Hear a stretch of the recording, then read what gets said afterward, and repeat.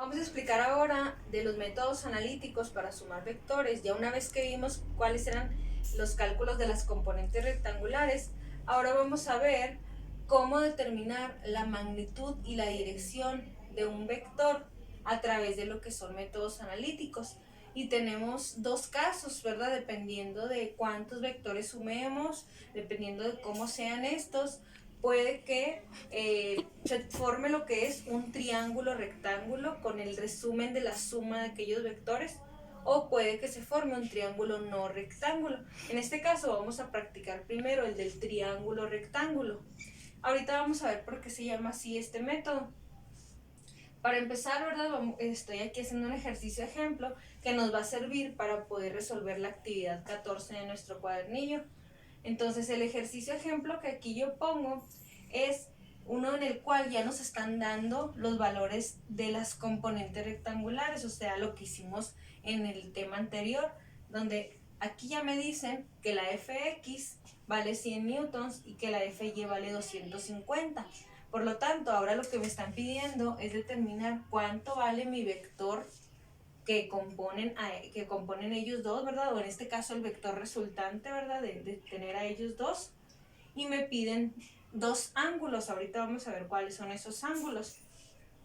Entonces, yo resumo este método en 3 pasos. Paso 1, graficar. Paso 2, nos vamos a determinar lo que es la fuerza resultante que me piden, o sea, esa F. Y en el paso 3 sería determinar la dirección de la resultante. ¿Cuál es la dirección? Pues el ángulo. Y ahí trabajaríamos estos dos ángulos, sí, ahorita terminando este ejercicio. Entonces, en el primer paso que debemos de graficar, pues vamos a ver, ¿verdad?, cuál es el valor de nuestros vectores, en este caso de X y Y. Estos no nos van a indicar nunca una dirección que tengan o un ángulo, porque se sobreentiende si ese Fx está sobre la X trazado. En lo único que me voy a orientar es en el signo. Si el signo es positivo, en este caso de ambos, están ubicados hacia la X y la Y positiva, pero si alguno de ellos tuviera un signo negativo, estaría orientado hacia el lado negativo de esa letra, de la X o de la Y. En este caso, entonces, va a estar orientado hacia la X positiva y hacia la Y positiva. ¿Con cuánto de largo? ¿Cómo voy a determinar ese valor? Pues con una escala. En ocasiones en el ejercicio mismo nos la dan, nos dicen que a esa escala lo tenemos que hacer. En otras ocasiones no nos lo van a dar. En este que yo tenía aquí no decía qué escala, entonces yo estoy estableciendo una que me convenga. Y yo digo que voy a hacerlo a una escala de 1 a 100. Cada centímetro mío vale 100. Así que el vector de 100 newtons, el de 100, pues va a valer lo mismo, 1, ¿sí? Y el de 250, pues aquí pongo yo el valor, hago una regla de 3 y va a valer 2.5. Por eso es que aquí, ¿verdad? Ahí se alcanza a ver, ¿verdad? De forma muy pequeña, que yo hice aquí o marqué como mis centímetros aquí en el pizarrón. Entonces el Fx por la escala que yo puse pues valía 1 centímetro y el Fy valía 2.5 centímetros. Entonces así es como quedó mi escala. Ya una vez que grafiqué, ya tengo ahí mi Fx, mi Fy. Ahora sí, vamos a trabajar el segundo paso. En el segundo paso, ¿cómo voy a determinar yo la fuerza resultante que me piden? Que es el paso que ahí estamos explicando. Pues si se trata de lo que es el método del triángulo rectángulo, se resuelve a través del teorema de Pitágoras. ¿Por qué? Porque en un triángulo rectángulo, ¿verdad?, Pitágoras nos va a servir para poder conocer ya sea uno de los catetos o a la hipotenusa. Y en este caso, la fuerza resultante que va a salir de sumarlos a ellos dos va a ser una hipotenusa. ¿Cómo voy a darme cuenta yo de que es una hipotenusa? Bueno, acá hice esta parte del cuadrante número 1 de este plano. Lo transporté aquí de este lado más grande. Puse mi Fx, puse mi Fy y luego apliqué el método gráfico del paralelogramo que ya habíamos visto, donde X la tracé de este otro lado, ¿verdad?, como un vector paralelo a ella, y X la tracé del otro lado con un vector paralelo a ella, para poder yo cerrar ese paralelogramo que se me forma y poder trazar lo que será la F o la fuerza resultante. ¿Cómo la tracé? Del origen de los vectores hacia los vectores paralelos. Eso ya lo hemos hecho gráficamente. Aquí se está aplicando, ¿sí? Yo cierro lo que es el paralelogramo y grafico mi fuerza resultante. Esa fuerza con color rojo, ¿verdad? Que es la resultante, es la que estoy yo calculando con Pitágoras. ¿Pero qué estoy haciendo? Pues yo debo elegir dentro de lo que es mi paralelogramo, que se han formado dos triángulos que están siendo divididos por esa F. Debo de elegir uno de los dos triángulos para con ese triángulo trabajar precisamente la fórmula de Pitágoras. Entonces, yo aquí en mi ejercicio quise elegir este triángulo, que lo voy a sombrear para saber con cuál estoy trabajando. Pude haber elegido el de arriba, está invertido nada más, pero tiene exactamente las mismas medidas. Pero lo elegí por más comodidad, ¿verdad? Porque esto está volteado, está horizontal, sí, y aquí lo estoy viendo así bien. Entonces, ¿qué es lo que hago nada más? Pues que mi Y, que ya se quedó acá fuera del triángulo que elegí, pues la pongo de este lado. La voy a marcar así también como estaba en verde, para decir que esto es mi FY. Y no tratar de pensar que ese lado de ese triángulo no lo conozco. En este caso yo puedo saber que conozco FX, que vale 100, conozco FY, que vale 250, aquí le puedo poner FX vale 100, FY vale 250. Entonces la pregunta es, ¿cuánto vale la fuerza en color rojo?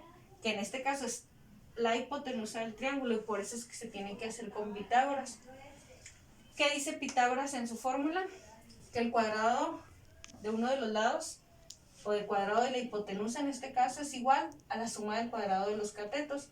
Pero yo aquí ya estoy despejando, aquí el cuadrado que tenía la hipotenusa, que es la F en este caso, ya lo estoy mandando con raíz, y así es como queda el teorema de Pitágoras.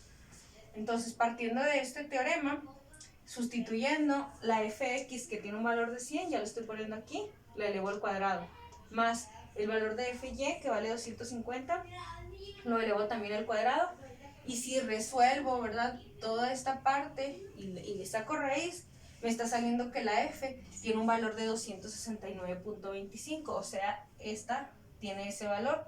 Y es un valor que debemos de fijarnos que sea un valor lógico. Si esta base de este triángulo vale 100 y esta 250, la hipotenusa no puede valer menos que ellos. La hipotenusa es el lado o el cateto más largo de ese triángulo, entonces es correcto que valga eso. Sí es lógico, ¿verdad?, que pueda valer esa cantidad. También si salen cantidades así muy descabelladas, como por ejemplo que ahí saliera que vale 1000, pues sería como que muy lógico, porque también hay que ser proporcionales, o hay que ver, ¿verdad?, las medidas del triángulo. Y si me están dando estas dos, pues esta no tendría por qué valer ni 1000, ni 1.000.000, ni siquiera una cantidad menor a estas, porque se ve, ¿verdad?, se observa que es mayor ese lado que los otros dos. Entonces ahí está, 269.25 es la fuerza resultante de sumar o de juntar ahora sí esas dos componentes rectangulares. Entonces ese es el paso 2. Ya que determiné la resultante, ya sé cuánto mide, me voy al paso 3. En el paso 3 es determinar la dirección de la resultante. ¿Cómo voy a determinar la dirección de la resultante? Con lo que es las funciones trigonométricas. Sí, en este caso, con estas funciones trigonométricas, que ahí las tenemos también anotadas en un apartado de retroalimentación de fórmulas. Antes de cuando iniciáramos a ver estos temas de vectores, por ahí viene una página en la cual tenemos todas estas fórmulas. Y estas, recordando en matemáticas, pues se llaman funciones trigonométricas. Las funciones trigonométricas, pues es la función de seno, de coseno y de tangente. Y hay que recordar que el seno es opuesto sobre hipotenusa, el coseno es adyacente sobre hipotenusa, y la tangente es opuesto sobre adyacente. Por eso es que aquí, ¿verdad?, tengo a la tangente definida así, opuesto sobre adyacente. ¿Por qué elegí esa? Pues bueno, se pueden elegir cualesquiera que sean, siempre y cuando observemos qué valores de los catetos del triángulo conocemos. En este caso ya los conozco a todos. Ya conozco fx, que me lo daban como dato, ya conozco fy, y ya puedo decir que conozco a la f, que vale 269.25. Sin embargo, ¿por qué elegí tangente y por qué no otras? Si ya conozco todos los lados y ya no puedo tener problema de elegir a cualquiera. Elijo a tangente porque lo que voy a dividir yo son el cateto opuesto entre el adyacente del ángulo que yo voy a trabajar. Y en este caso, el ángulo que yo voy a trabajar de este triángulo es el que está pegado al origen. Este no está pegado al origen, este no está pegado al origen y además es el de 90, que ya conocemos, ¿verdad? Se sobreentiende que eso mide. Entonces, ¿cuál es el que voy a trabajar? El que está aquí, pegado al origen. Entonces, este es el ángulo que voy a trabajar con las funciones trigonométricas. Y si me posiciono en ese ángulo, la forma de saber quién es mi opuesto, adyacente y hipotenusa es volteando a ver los catetos del triángulo. Me pongo aquí en este ángulo y digo, ¿quién es mi opuesto? Pues el que está enfrente de él, es FY. ¿Quién es el adyacente? Es el lado que está pegado al ángulo. Vemos que hay dos lados pegados, pero es aquel que no es la hipotenusa. Entonces FX es el adyacente y la hipotenusa es el que está más largo, ¿verdad? De ese triángulo. Por lo tanto, si yo elegí este fue porque el opuesto de este era FY y el adyacente era FX y son catetos que ya me daban. Sí, yo me fui por la función más segura porque FX y FY no las calculé yo, ya me las daban. Sin embargo, si quiero elegir cualquiera de los otros dos, pues van a llevar por ahí lo que es la hipotenusa, ¿verdad? En su fórmula. Y entonces, puede que si yo me equivoque en esta, pues pueda cometer o seguir arrastrando ese error a lo que es el ángulo.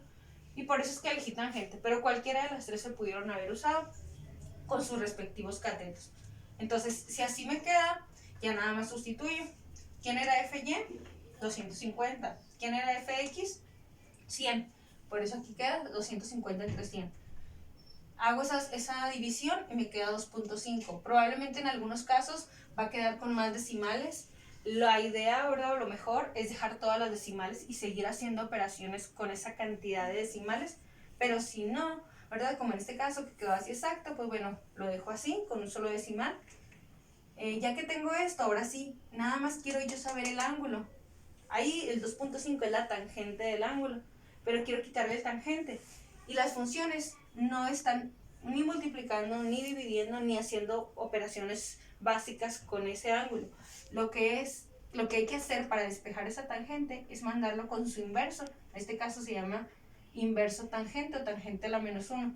¿Y qué es esto? Cuando yo lo aplico ya en la calculadora, pues ustedes le llaman de manera muy común shift tangente.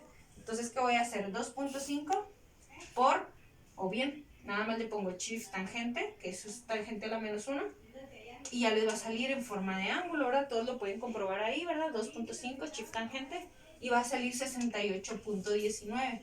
Este es un ángulo, y es el ángulo que mide, ¿quién? Si aquí me están pidiendo 2, vamos a ubicarlo. De esto ya habíamos hablado un poquito cuando hicimos lo que son los métodos gráficos.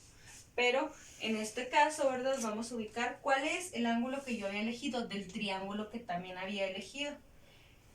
Pues se supone que si este ángulo es el que parte desde X, es el ángulo con respecto a la horizontal, porque esta es la línea horizontal. Si yo hubiera elegido el otro triángulo para trabajar, que tiene los mismos catetos, las mismas medidas, yo hubiera calculado este y entonces hubiera estado trabajando el con respecto a la vertical. Pero como trabajé directamente el de la horizontal, esos 68.19 vendrían siendo el resultado que va en el CRH, aquí 68.19. ¿Cómo conocer el otro? No necesitan hacer ningún tipo de aplicación de fórmula. Si saben que el cuadrante completo mide 90 y este que está en color azul es el que calculé de 68.19, pues solamente con una resta lo obtienen. ¿Qué es lo que hacen? Bueno, al 90 le restas el 68.19 y esto te da un valor de, ya lo había calculado por aquí, 21.81, ¿sí? Grados. Entonces, ese ángulo que es el complemento para formar 90 es el ángulo con respecto a la vertical. 21.81 grados. Y ya habíamos calculado que eran 269.25 newtons el valor de la resultante. Y así es entonces como se calcula lo que es la fuerza resultante y su dirección o sus direcciones, según lo indiquen, con el método del triángulo rectángulo, que se llamó así porque cuando yo grafiqué mis fuerzas X y Y, lo que se formó, ¿verdad? Con ese paralelogramo y con esa fuerza resultante, pues fue un triángulo de tipo rectángulo. Hay otro método que es el del no rectángulo, donde no vemos esto, sino que vemos un triángulo que no tiene ningún ángulo de 90 grados. Sí, en este caso con eso lo vamos a distinguir y vamos a seguir practicando en clase. Entonces este es este método para la actividad 14.